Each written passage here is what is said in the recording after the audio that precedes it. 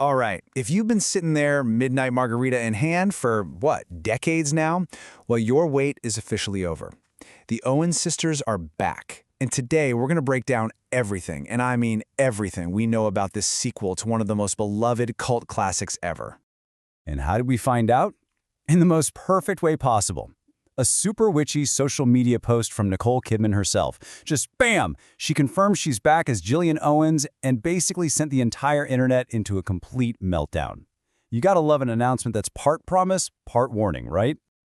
So yeah, let's be super clear. This is not a drill. It's not a rumor. After so many years of us just hoping and speculating, Warner Brothers has given it the official green light.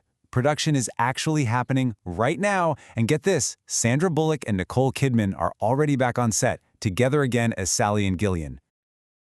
Okay, so to really get what a big deal this is, we've got to take a little trip back in time.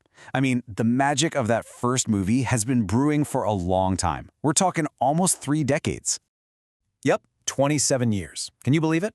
That's how long it's been since the original Practical Magic first came out. A whole new generation has grown up watching the Owens sisters. It's no wonder this is one of the most hyped-up legacy sequels we've seen in, well, forever. And what's at the core of it all? The Owens family curse, of course. For hundreds of years, this awful hex has basically controlled their entire lives. It's forced them to make this impossible choice over and over again. Find love or, survive. So the big question is, where do they even go from here? Well, it looks like the filmmakers are doing the smart thing. They're going straight back to the original source material for the next chapter.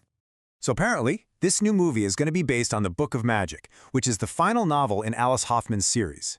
Now that is a huge deal, you guys. Why? Because it probably means we're heading for a real definitive ending to the whole Owens family story, and maybe, just maybe, an end to that centuries-old curse. Of course, you can't have Practical Magic without the coven, right? The whole iconic crew. And this time around, it looks like the circle is getting a little bigger. So check this out. The original gang is back. And I mean all of them. We've got Sandra Bullock and Nicole Kidman, obviously. But we also have Stockard Channing and Diane Wiest returning as our favorite eccentric aunts. And they're not alone. They're bringing in a whole new generation of talent. We're talking Joey King, Zolo Mariduena, Maisie Williams, and Lee Pace. We don't know who they're playing yet, but wow, what a lineup.